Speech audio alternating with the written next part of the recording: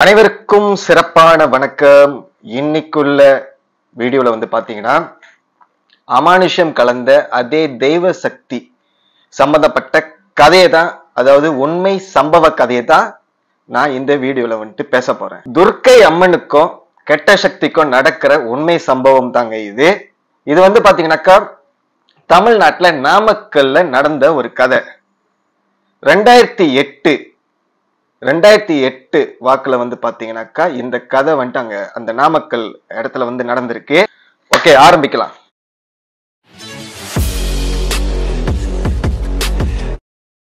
தமிழ்நாட்டுல நாமக்கல்ல இருக்கிற ஒரு கிராமத்துல 2008 அங்க பாத்தீங்கன்னாக்கா நிறைய பேர் விவசாயம் பண்ணுவாங்க அந்த கிராமத்துல. அப்ப அந்த வகையில பாத்தீங்கன்னாக்கா வீரன் ஒரு ஆளு, இது ஒரு கற்பனை பேரு, அவரோட உண்மையான பேரு வேற. வீரன்ற ஒரு ஆள் பாத்தீங்கன்னா அவர் அந்த நாமக்கல்ல இருக்கிற கிராமத்துல சில ஆடுகளை ஒரு பண்ணையில வச்சிருந்தாரு. அவருக்குன்னு ஒரு தோட்டம் அங்க இருக்கும். அப்ப பொதுவாக பாத்தீங்கன்னாக்கா அந்த ஏரியாவில இப்ப வீரன் ஒரு தோட்டம் வச்சிருக்காரு, அங்கேயே ஆட்டு பண்ணை வச்சிருப்பாரு. பக்கத்துல அந்த கிராமத்து வாசிகள் ஒவ்வொரு தோட்டமும் வச்சிருப்பாங்க. அவங்களுக்குன்னு ஒரு இடம் வரிசையா இருக்கும். அன்னைக்கு ஒரு நாள் அதே மாதிரி வீரன் அந்த 17 ஆடையும் மணி ஒரு 5 மணி போல பண்ணையில இருந்து வெளியே விடுறாரு. முன்னுக்கு அந்த 17 ஆடும் போது பின்னாடி வீரன் மேய்ச்சிக்கிட்டே போறாரு. அப்ப சில நேரங்கள்ல வீரனுக்கு ஒரு பழக்கம் இருக்கும். அவர் தோட்டத்துக்கு கொஞ்சம் தூரம் தள்ளி இன்னொரு தோட்டம் இருக்கும். அந்த தோட்டக்காரவங்ககிட்ட போயிட்டு இவர் பேசிக்கிட்டு இருப்பாரு, கதை அடிச்சுட்டு இருப்பாரு. ஆடு பாட்டுக்கு இவர் கதை அடிக்கிற இடத்துல இருந்து கொஞ்சம் தூரம் தள்ளி ஒரு புதர் இருக்கும், அங்க போயிட்டு மேய்ஞ்சிக்கிட்டு இருக்கோம். அன்னைக்கும் அதே மாதிரி அந்த வேலையை அவர் செஞ்சிருக்காரு. ஆடை மேய்க்க விட்டுட்டு புதர்ல மேய்க்க விட்டுட்டு இன்னொரு தோட்டக்காரவங்கிட்ட அவர் பேசிட்டு இருந்திருக்காரு. அந்த ஆடுகள், அந்த 17 ஆடுகளும் அந்த புதர்ல சொந்தமா மேய்ஞ்சிக்கிட்டு இருக்கும். இப்ப அவர் கதை அடிக்க அந்த ஆடுகள் அங்க மேய்ஞ்சிட்டு மணி 7 ஆயிடுச்சு. அப்ப அவருக்கு தெரிஞ்ச விஷயம் தானே, அந்த ஆடு ஆட்டோமேட்டிக்கா சொந்தமா அவர் பண்ணைக்கு போயிரும்னு சொல்லிட்டு அந்த தைரியத்துல கதை அடிச்சுக்கிட்டே இருக்காரு. அப்ப அங்க என்ன நடக்குது அப்படின்னு பாத்தீங்கன்னா, மத்த ஆடு மேய்க்கிறவங்க எல்லாம் அவங்களோட ஆடு கொண்டு அங்க மேய்ச்சிக்கிட்டு இருப்பாங்களே, அவங்க ஆடு எல்லாம் திரும்ப அது பண்ணைக்கு போயிருச்சு. ஆனா வீரனோட ஆடு மட்டும் அங்கேயே நின்றுகிட்டு இருந்துச்சு. இந்த இத்தனை 17 ஆடும் அங்கேயே நின்றுட்டு இருந்ததா அவர் தூரத்துல இருந்து பாக்குறாரு. ஆனா அதுல ஒரு ஆடு காணா போயிருச்சு. அவர் அதை கவனிக்கல. ஏன்னா ஆடு கூட்டமா இருக்கிறதுல அவரோட ஆடு 17 ஆடும் கூட்டமா இருக்குன்னு சொல்லிட்டு அவர் அது எண்ணிக்கையே அவர் பார்க்கல. நம்ம ஆடுங்க தானே அங்கதானே இருக்கும் அப்படின்னு சொல்லிட்டு ஒரு பாட்டுக்கு அந்த தோட்டக்காரன் கதை அடிச்சுட்டு இருக்காரு. அப்ப அப்படி மணி 7:30 ஆயிடுச்சு. அந்த ஆடுகள்லாம் அந்த புதர்லயே இருக்கு அவரோட ஆடுகள். அப்ப சரி, அவங்கள்ட்ட விடை பெற்றுட்டு அந்த தோட்டக்காரவங்ககிட்ட, அந்த அடுத்த தோட்டக்காரவங்ககிட்ட பேசிட்டு விடை பெற்றுட்டு இவர் அந்த புதர்கிட்ட போறாரு. இவரோட ஆடுங்க புதருக்கு இவர் போறாரு. என்ன ஆடுங்களாம் திரும்ப போகாம இருக்குன்ட்டு போயிட்டு பாக்குறாரு. அப்பதான் அவர் ரியலைஸ் பண்றாரு, 17 ஆடுல ஒரு ஆடை காணும், 16 ஆடு தான் இருக்கு. இவருக்கு அப்படியே பதறி போயிருச்சு. அப்ப அந்த 17 ஆடுல ஒரு ஆடு சொந்தமா பண்ணைக்கு போயிருச்சு போல. சரி, அங்க போய் பார்ப்போம் அப்படின்னு சொல்லிட்டு மிச்ச 16 ஆடையும் மேய்ச்சிக்கிட்டு ஒரு பண்ணைக்கு கொண்டு போறாரு. அங்க பண்ணையில போய் பார்த்தாலும் அந்த ஆடை காணும்.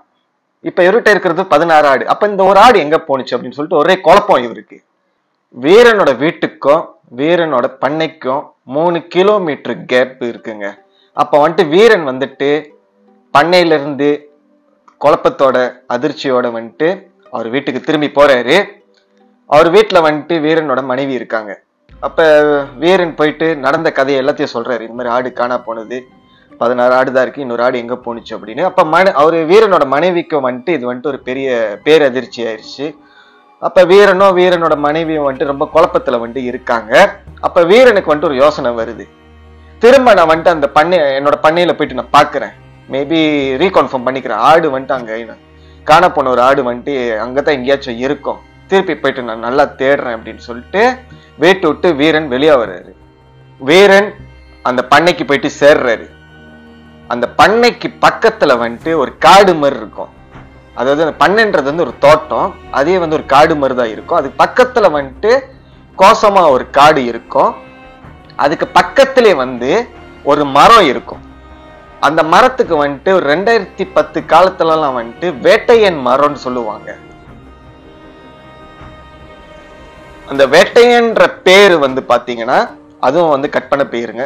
அதோட அதாவது அந்த வேட்டைன்ற ஒரு கேரக்டர் வந்துட்டு அந்த இந்த கதையில இருக்கு. ஆனா அதோட உண்மையான பேர் வேற. இந்த வேட்டைன்றது யாரு, இந்த வேட்டைன்ற மரம், அந்த மரத்துக்கு ஏன் வேட்டைன்னு பேர் வச்சாங்கன்னு சொல்லிட்டு இந்த வீடியோ வந்து ஃபுல்லா பாத்தீங்கன்னா அப்போ உங்களுக்கு வந்துட்டு இந்த கதை புரியும். அப்ப வேட்டையன் மரம் அங்க இருக்கு. அந்த நடுவுல வந்துட்டு ஒரு காடு மாதிரி இருக்கு. அது உள்ளுக்கு போயிட்டு வீரன் வந்துட்டு தன்னோட ஆடை வந்துட்டு போய் தேடுறாரு. கொஞ்சம் தூரம் நெடுக நடந்து போறாரு. அந்த காட்டுக்குள்ள ஒரே இருட்டா இருக்கு, மரமா இருக்கு. கொஞ்சம் தூரம் தள்ளி வந்து பாத்தீங்கன்னாக்கா ஒரு காட்சி வந்துட்டு வீரன் பாக்குறாரு. அவருக்கு வந்துட்டு மனசே வந்துட்டு வெடிச்சு போற மாதிரி ஒரு அதிர்ச்சி. அது என்னன்னு வந்து பாத்தீங்கன்னா, இந்த 17 ஆடுல வந்துட்டு ஒரு ஆடு காணா போனுச்சுல, அந்த ஆடு குத்துயிர கொலையுரமா வந்துட்டு காயத்தோட வந்து கீழே படுத்து துடிச்சுக்கிட்டு இருக்கு. அப்ப என்னாச்சு ஏதாச்சுன்னு சொல்லிட்டு வீரன் வந்துட்டு அந்த ஆடை வந்துட்டு தூக்குறாரு. அது குடலுக்கிட்ட, அந்த வயிற்றுக்கிட்ட வந்து பாத்தீங்கன்னாக்கா கிழிஞ்சிருக்கு. குடல்லாம் வந்து வெளியே வந்திருக்கு. இப்ப வீரனுக்கு அழுவையும் அதிர்ச்சியும் பயமும் இவருக்கு வந்துட்டு என்ன செய்யறதுன்னு தெரியல. சரி ஆடை தூக்கிட்டு போவோம்னு சொல்லிட்டு ஆடை தூக்கி இருக்காரு. பொதுவா இந்த மாதிரி ஆடுலாம் வந்துட்டு ஏதோ காயங்கள் ஏற்பட்டு சாவர நிலைமையில இருந்தா உடனே என்ன செய்வாங்கன்னாக்கா, இந்த ஆடு பண்ணக்காரவங்க வந்துட்டு அதை வந்து கூறு போட்டு வெட்டி மறுநாள் வந்து சந்தையில போயிட்டு விற்பாங்க. ஸோ இங்க பசாமலாம்னு சொல்லுவோம்ல, அந்த மாதிரி கொண்டு போயிட்டு அங்க வித்துருவாங்க. அதுக்கு தான் அவர் வந்து அந்த ஆடை தூக்குறாரு. ஆனா அந்த ஆடு வந்து பாத்தீங்கன்னாக்கா ஹெவி வெயிட்ல வந்துட்டு இருக்கு. அவரால் வந்துட்டு தூக்க முடியல. தூக்குறாரு தூக்க முடியல. அப்ப அவருக்கு எப்படி அந்த ஃபீல் இருந்துச்சுனாக்கா, இவர் ஆடை தூக்கும் போது யாரும் கை பிடிச்சி வந்துட்டு கீழே வந்து இழுக்கிற மாதிரி, ஆடை தூக்காத மாதிரி, அப்படி இப்படின்னு சொல்லிட்டு ஆடை வந்து தூக்கிட்டாரு வீரன். தூக்கிட்டு திரும்பி இருக்காரு. திரும்பின கையோடைய வந்துட்டு அவருக்கு முன்னுக்கு வந்துட்டு ஒரு 6 அடி உயரத்துல வந்து ஒரு உருவம் வந்து நின்று இருக்கு. அந்த உருவம் வந்து பாத்தீங்கன்னா ஒரு நிழல் மாதிரி இருந்திருக்கு. வீரனுக்கு வந்துட்டு இன்னும் நெஞ்சே வெடிச்சு போற மாதிரி இருந்திருக்கு. அப்ப அந்த உருவம் என்ன பண்ணிருக்கு, பலார்னு ஓங்கி வீரனை அரைஞ்சிருக்கு. அரைஞ்ச கையோடைய இவருக்கு வந்துட்டு ஒரு சைட் வந்துட்டு கை இழுத்துக்குச்சு, கால் இழுத்துக்குச்சு, கீழே வந்துட்டு விழுந்துட்டாரு. விழுந்த கையோடைய வந்துட்டு அங்க வந்து நடந்து போற சில பேர் வந்து வீரனை வந்து பாத்துட்டாங்க. இந்த காட்டு ஒழுக்கு வந்துட்டு இவர் வந்து இழுத்துட்டு கிடக்குறது, கீழே படுத்து கிடக்குறது. இந்த வீரன் வந்து உள்ளுக்கு போனார்ல, அந்த காட்டுக்கு வெளியே முன்வாசல் கிட்ட வந்துட்டு நடப்பாதைகள் இருக்கும். பொதுவாக வந்து கிராமத்து ஆளுங்களாம் வந்து அங்க நடந்து போவாங்க. இப்ப நடந்து போகும்பொழுது அந்த காட்டு வாசல் கிட்ட வந்துட்டு, அதாவது இவங்க நடந்து போற கேப்ல அந்த காட்டு வாசல் உள்ளுக்கு வந்துட்டு கொஞ்சம் கேப் வந்து பார்க்க முடியும். உள்ளுக்கு வரைக்கும் கொஞ்சம் பார்க்க முடியும். அப்ப அங்க வந்து ஏதோ ஒரு உருவம், ஆனா இருட்டா தான் இருக்கும், ஆனா ஏதோ ஒரு உருவம் வந்து படுத்துக்கிட்டு இழுத்துட்டு கிடக்குற மாதிரி வந்துட்டு தென்பட்டு இருக்கு. அதை பார்த்து தான் வந்துட்டு ஓடி போய் உள்ள போய் பார்த்துருக்காங்க ஒரு 2-3 பேரு. அங்க போனாக்கா வீரன் வந்துட்டு இழுத்துட்டு கிடக்குறாரு. அப்ப டக்குன்னு வந்துட்டு ஊருக்காரவங்களை எல்லாத்தையும் வந்து கூப்பிட்டு இருக்காங்க. கூப்பிட்டு வீரனை வந்துட்டு தூக்கிட்டு போறாங்க. தூக்கிட்டு போயிட்டு ஹாஸ்பிட்டல் கொண்டு போறாங்க. இந்த கிராமத்தை தள்ளி கொஞ்சம் தூரம், ஆஸ்பத்திரின்னு சொல்ல முடியாது, அது ஒரு மாதிரி வந்துட்டு மருத்துவ பார்க்குற இடம், கிளினிக்னு சொல்லலாம், கிளினிக் பாதி ஹாஸ்பிட்டல்னு சொல்லலாம். இப்ப அங்க கொண்டு போயிட்டு வீரனை வந்து சேர்க்கிறாங்க. அப்ப வீரனுக்கு வந்து ஒரு பக்கெட்ட வந்து ஸ்ட்ரோக் அடிச்ச மாதிரி கை கால்லாம் விளங்காம போயிருச்சு. அந்த உருவம் வந்து ஓங்கி அரைஞ்சிச்சுல, ஒரு பக்கெட்டு வந்துட்டு சைடு வாங்கிருச்சு. அவரால் வந்துட்டு கழுத்தை திருப்ப முடியல, வாயில வந்து கோணிச்சு பேச முடியல. அப்படி வாயிலாம் வந்து கோணிக்கிட்டா எப்படி இருக்கும் அந்த மாதிரி அதே வேலையில வந்துட்டு அவரால் வந்துட்டு பேச முடியாத ஒரு நிலையில வந்துட்டு படுத்து கிடக்குறாரு. அப்ப 2-3 நாள் கழிச்சு வந்துட்டு வீரனை வந்துட்டு டிஸ்சார்ஜ் பண்றாங்க, வீட்டுக்கு அனுப்புறாங்க. ஸோ அவர் அதே நிலையில இருக்காரு. ஒரு வாரம் கழிச்சு வந்துட்டு வீரனுக்கு வந்துட்டு பேச வருது. அப்ப வந்து ஊர் மக்கள்லாம் வந்து கேட்கறாங்க, என்னையா நடந்துச்சு, உண்மையே சொல்லு அப்படின்னு. அப்பதான் வந்து வீரன் எல்லா கதையும் சொல்றாரு. எனக்கு இப்படி நடந்துச்சு, அதாவது ஆடு தேட போனேன், அந்த இடத்துல வந்துட்டு ஆடு இந்த மாதிரி செத்து கிடந்துச்சு, அங்க வந்து ஒரு உருவம் வந்து இனி வந்து ஓங்கி அரைஞ்சிருச்சு, இதெல்லாம் வந்து அதுக்கப்புறம் தான் எனக்கு இதெல்லாம் நடந்துச்சு அப்படின்னு. கொஞ்ச நாள் கழிச்சு அதே ஊர்ல முத்துன்னு ஒருத்தர் இருக்காருங்க. வீரன் மாதிரியே வந்துட்டு அவரும் ஒரு தோட்டம் வச்சிருக்காரு.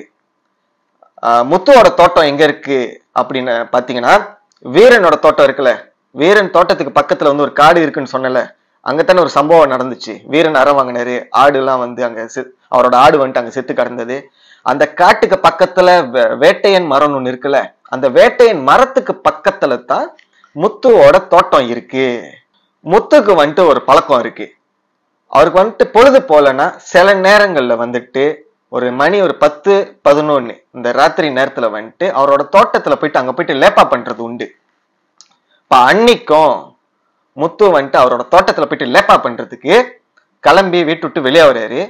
அவரோட தோட்டத்துல போயிட்டு உட்காடுறாரு. முத்து வந்துட்டு தனது தோட்டத்துல வந்து உட்காந்துட்டு இருக்காரு. பக்கத்துல வேட்டைய மரம். கொஞ்ச நேரம் சென்று ஓய் அப்படின்ட்டு ஒரு சவுண்டு. இது வந்து முத்து காதுக்கு வந்துட்டு விளங்குது. அப்ப முத்துக்கு வந்துட்டு இந்த பேய் மேலாம் வந்து இந்த அமானுஷம் மேலாம் வந்துட்டு ஒரு நம்பிக்கை இல்லைல்ல. அவர் இன்னொன்னு வந்து பாத்தீங்கன்னாக்கா முத்து வந்துட்டு ஒரு மொரட்டு தைரியமான ஆளு. இப்ப யார் எவருன்ட்டு எட்டி பாக்குறாரு. எவன்டாது அப்படின்னு சொல்லிட்டு அவர் கத்துறாரு. அங்கேருந்து எந்த ஒரு சவுண்டும் இல்லை. கொஞ்ச நேரம் சென்று முத்தோட தோட்டத்துக்கு பக்கத்துல அதே வேட்டைய மரத்துக்கிட்ட ஒரு விசில் சத்தம் தொடர்ந்து கேட்டுக்கிட்டே வருது. கேப் விட்டு யாரும் விசில் அடிக்கிறாங்க. இப்ப முத்துக்கு வந்துட்டு இது என்னடா வம்பா போச்சுன்னு சொல்லிட்டு எந்திரிக்கிறாரு. எந்திரிச்சு எவன்டாது யாரா அந்த நேரத்துல அப்படின்னு. ஏன்னா அவருக்கு வந்துட்டு என்ன பயம்னா எவனோ திருட வந்துட்டானோ, தனது தோட்டத்துல வந்து ஏதோ திருட வந்திருக்கானுங்களோன்னு சொல்லிட்டு பக்கத்துல வேட்டையனோட மரத்துக்கிட்ட போறாரு. வேட்டையன் மரத்துக்கிட்ட போனோடனே திடீர்னு வந்துட்டு அந்த ஒரு உருவம் வந்துட்டு அங்க நிக்கிது. எந்த உருவம் அப்படின்னு வந்து பாத்தீங்கன்னா, ஆரம்பத்துல சொல்லியிருந்தேன்ல வீரனை வந்து ஓங்கி ஒரு உருவம் அரைஞ்சிச்சு அந்த காட்டுலன்னு, அதே எக்ஸாக்ட் உருவம் தாங்க முத்து முன்னுக்கு நிக்கிது. நின்ற கையோடைய முத்துக்கு வந்துட்டு தூக்கி வாரி போடுது. அந்த கேப்ல ஒரு செகண்ட் கூட இல்ல, முத்துவை வந்துட்டு அந்த உருவம் வந்து வீரனை எப்படி ஓங்கி அரைஞ்சிச்சோ அதே மாதிரி பேயார பலார்னு கொடுக்குது. கொடுத்த கையோட கொஞ்ச நேரம் சென்று அந்த உருவம் வந்துட்டு அங்க தென்படல முத்துவுக்கு. இப்ப முத்துவுக்கு வந்துட்டு இன்னும் பேர் அதிர்ச்சி ஆயிடுச்சு. கன்னத்தை வந்துட்டு புடிச்சுக்கிட்டு அவருக்கு பித்து பிடிச்ச மாதிரி ஆயிடுச்சு. அவர் உடம்புல வந்து ஏதோ பூந்த மாதிரி ஒரு ஃபீல். ஒரு செயலிழந்த உடம்பா வெறிச்சோடி அப்படியே அந்த அவரோட தோட்டத்துல இருந்து வெளியே நடந்து வராரு. ஐ மீன் தோட்டம் இல்ல, அந்த வேட்டையின் மரம் இருக்குல்ல, அங்கிருந்து வெளியே வந்து அப்படியே நடந்து போறாரு அவரோட வீட்டுக்கு போயிட்டு சேர்றாரு. வீட்டுல வந்து முத்தோட மனைவி வந்துட்டு இருக்காங்க. அப்ப மணி சுமார் ஒரு 12:30 இருக்கும். அங்க ஒரு ஆர்ப்பாட்டம் நடக்குது. என்ன ஆர்ப்பாட்டம் அப்படின்னு நம்ம பார்த்தோம்னா, வீட்டுக்குள்ள பூந்த கையோடைய வீருன்னு மனச மாதிரி இல்லாம ஒரு மிருகம் மாதிரி தலையை பிடிச்சிக்கிட்டு கத்தி இருக்காரு. அப்ப முத்துவோட மனைவிக்கு வந்துட்டு ஒரு பெரிய பேரதிர்ச்சியாகி ரொம்ப அவங்க வந்து ரொம்ப இதாயிட்டாங்க. என்ன சொல்லுவாங்க, ட்ரௌமா ஆயிட்டாங்க. இவருக்கு வந்துட்டு என்ன ஆச்சு, அப்படி கத்துறாரு, என்ன செய்யறதுன்னு தெரியல. தலையை பிடிச்சிக்கிட்டு வேகமா கத்துறாரு, தரையை போட்டு குத்துறாரு.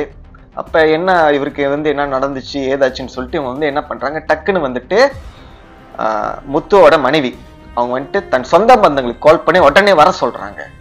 அப்ப சொந்த பந்தங்கள்லாம் வந்துட்டு ஒட்டியாடுறாங்க. எல்லாத்தையும் பார்த்து வீருன்னு முறைக்கிறாரு. அப்ப திடீர்னு முத்துவோட மனைவி கிட்ட முத்து வந்து கேட்கிறாரு, எனக்கு வந்து கறி சோறு ஆக்கி கொடு, எனக்கு நாட்டுக்கோழி வேணும், என் நாக்கு துடிக்குது அப்படின்னு. சொந்த பந்தங்களுக்கு எல்லாம் வந்துட்டு என்ன நடக்குதுன்னு புரியல. இவருக்கு வந்து ஏன் அப்படி ஆச்சு அப்படின்னு, இல்ல பைத்தியம் கீத்தியம் பிடிச்சு போச்சா அப்படின்னு என்ன செய்யறாங்க. இப்போதைக்கு வந்துட்டு முத்துவோட மனைவி வந்துட்டு இவர் வீட்டுல வந்து இருக்கிறது வந்துட்டு ரொம்ப ஆபத்து அப்படின்னு சொல்லிட்டு முத்து வந்துட்டு முத்தோட மனைவி வந்துட்டு தான் வீட்டுக்கு வந்துட்டு கூட்டு போறாங்க. முத்தோட வீட்டுல இருந்து முத்து மனைவி வந்துட்டு விட்டு கூட்டு போறாங்க. அப்ப அதுக்கப்புறம் வந்து முத்து வந்துட்டு அவர் வீட்டுல வந்து ஒண்டியாதான் இருக்காரு. அதுக்கப்புறம் அடுத்த நாள் வந்துட்டு முத்துவோட பிறங்கை வந்துட்டு வேற மாதிரி இருக்கு. எப்படின்னாக்கா, முத்தோட வீட்டுல வந்து பெரிய வீருன்னு முத்தோட குரல் வந்து கேட்கிற மாதிரி ஒரு சத்தம். இதெல்லாம் வந்து பக்கத்து வீட்டுக்கெல்லாம் விளங்கும். அவங்களுக்கும் வந்து ரொம்ப பயமாயிடுச்சு. வெளியே வந்து எல்லாத்தையும் பார்த்து முறைக்கிறது. அவர் வந்து ஒரு அருவாள் வச்சிருப்பாரு, அதை எடுத்துக்கிட்டு எல்லாத்தையும் வந்து பார்த்து முறைக்கிறது. இந்த மாதிரி வந்துட்டு வித்தியாசமா முத்து நடந்துக்கிட்டாரு. இதனாலே வந்துட்டு யாருமே வந்து முத்துக்கிட்ட பேசுறது இல்லை. இவருக்கு வந்து என்னமோ ஆச்சு, இவர்கிட்ட பேசினாலே நமக்கு ஏதோ நடந்துரும் போல, நம்மள ஏதோ பண்ணிடுவாரு போல அப்படின்னு சொல்லிட்டு எல்லாமே இவரை விட்டு ஒதுங்கி இருந்தாங்க. அந்த வேலையில அந்த கிராமத்துல வந்து அங்க ஒரு கோயில் இருக்கு, துர்க்கை அம்மன் கோயில். அப்ப வந்துட்டு அங்க வந்துட்டு திருவிழா நடக்கும். அந்த திருவிழாக்கு ஒரு மாசத்துக்கு முன்னுக்கு வந்து அன்னாடம் வந்துட்டு என்ன செய்வாங்கன்னாக்கா, முன்னுக்கு வந்து கோயில் தலைவர் வந்துட்டு கும்பத்தை எடுத்துட்டு வருவாரு. பின்னாடி வந்துட்டு அம்மன் போல சிலைகளை வந்துட்டு வடிவமைச்சிருப்பாங்க, அலங்காரம் பண்ணியிருப்பாங்க. அது வந்து வீடா கொண்டு வந்து பூஜை பொருளை வந்துட்டு வீட்டுல வந்து கொடுத்துட்டு போவாங்க. இது வந்துட்டு அன்னாடம் நடக்கும். அந்த திருவிழா வரைக்கும் வந்துட்டு இந்த மாதிரி வந்துட்டு இந்த ஒரு நிகழ்வு வந்து நடக்கும். அப்ப முத்துவுக்கு வந்துட்டு இந்த மாதிரி வித்தியாசமா ஒரு சம்பவம் நடந்து அந்த அவரோட தோட்டத்துக்கு பக்கத்துல வந்து ஒரு உருவத்துக்கிட்ட அறை வாங்கிட்டு வீட்டுக்கு வந்துட்டு வித்தியாசமா நடந்துகிட்டாருல. அது தொடர்ந்து 5 நாள் கழிச்சு அந்த கோயில் திருவிழாக்கு 1 மாசத்துக்கு முன்னுக்கு முதல் நாள் நான் வந்து சொல்லியிருந்தேன்ல, இந்த மாதிரி வந்து அம்மனை வந்து வீடு வீடா கூட்டு வருவாங்கன்னு. அந்த முதல் நாள் வந்துட்டு அன்னைக்கு ஆரம்பிக்குது.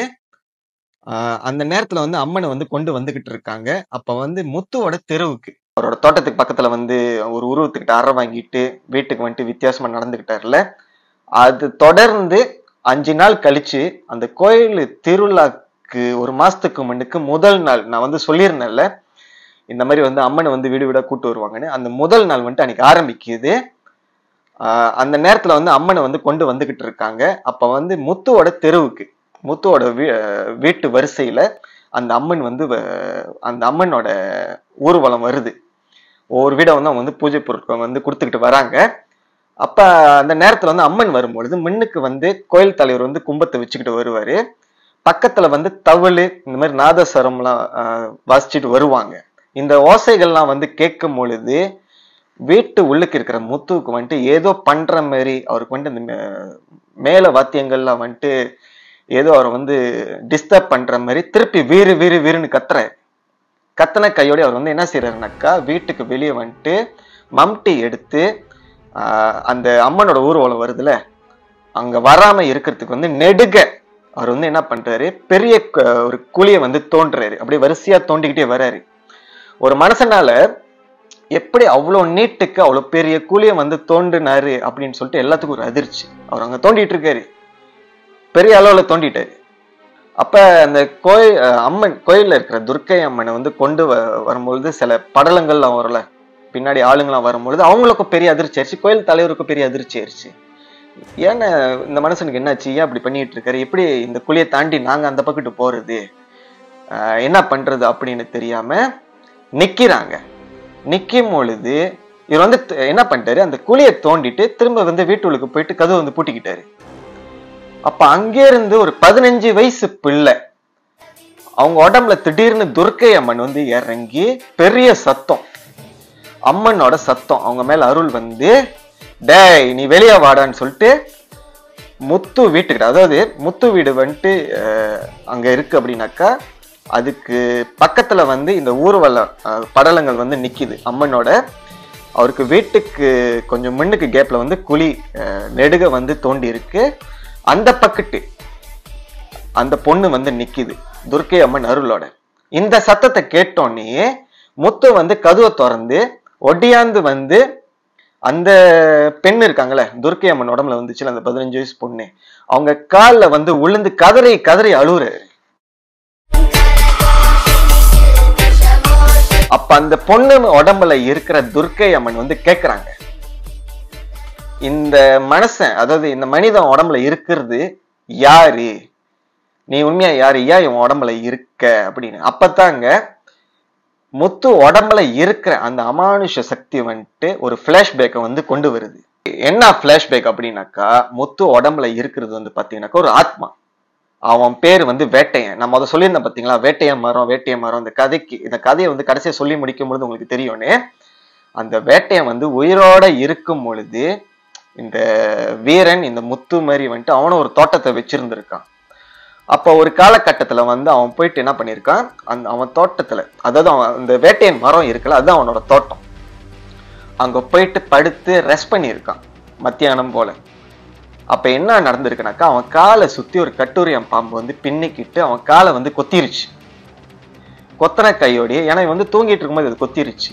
கட்டூரியம் பாம்பு வந்து கொத்துனுச்சுனாக்கா அது வந்து ஒரு 10 நிமிஷம் கூட வந்து உயிர் இருக்குமா, உயிர் வந்துட்டு 10 நிமிஷம் வரைக்கும் தாக்கு பிடிக்குமான்ட்டு சந்தேகம் தான். ஏன்னா அவ்வளோ கொடிய விஷம் அது. அங்கேயே வந்து அவன் வந்து நொர தள்ளி வந்து இறந்துட்டான்.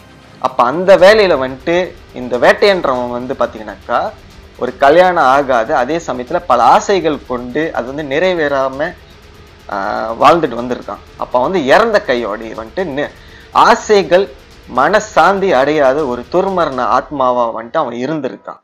வேட்டை இறந்த கையோடி வந்துட்டு அவனை வந்து சுடுகாட்டுல வந்து புதைக்காம, ஏன்னா அவன் வந்து ஆசாசியா வாங்கின நிலைமை அது அவன் தோட்டத்துல, அவன் வந்து ரொம்ப அந்த தோட்டம்னா அவனுக்கு வந்து ரொம்ப உயிரான். அப்ப அதனால வந்துட்டு அவன் உறவினர்கள் என்ன பண்ணிட்டாங்க, சுடுகாட்டுல போயிட்டு அவனை வந்து புதைக்காம அவனை வந்துட்டு அவன் தோட்டத்திலே அங்க ஒரு மரம் இருக்குன்னு சொன்ன பாத்தீங்களா, அங்கேயே வந்து அவனை வந்து புதைச்சிட்டாங்க. நிறைவேறாத ஆத்மாவா, மனசு சாந்தி அடையாத ஆத்மாவா வந்துட்டு வேட்டையனோட ஆவி வந்துட்டு அந்த மரத்துக்கிட்டே வந்துட்டு உலாவி இருக்கு.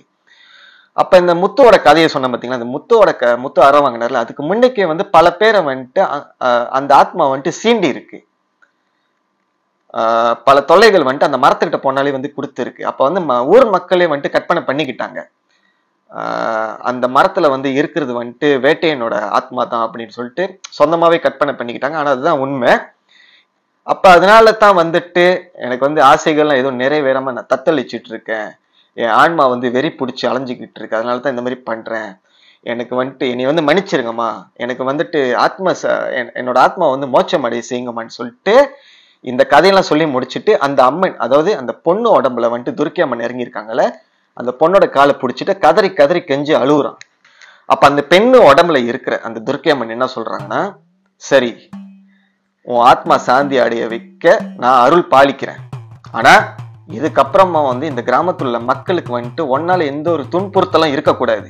இந்த கிராமத்து மக்கள் வந்து என்னோட காவல்ல இருக்கிறாங்க.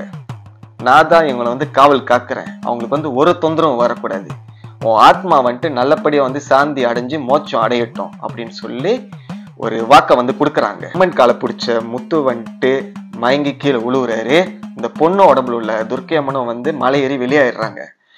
அதுக்கப்புறம் அந்த கிராமத்துல அந்த வேட்டையன் மரத்துக்கிட்டையும் சரி, யாரு போனாலும் சரி, எந்த ஒரு தொந்தரவும் இல்லைங்க, எந்த ஒரு அச்சுறுத்தலும் இல்லை, நார்மலா தான் இருந்திருக்கு. இதுல ஒரு விஷயம், முத்து வீரன் இவங்க ரெண்டு பேரையும் வந்து இவங்க ரெண்டு பேர்த்துக்கிட்டே வந்து ஒரு உருவம் நின்று அரைஞ்சிச்சுல, அதுவும் வந்து வேட்டையனோட ஆன்மா தாங்க.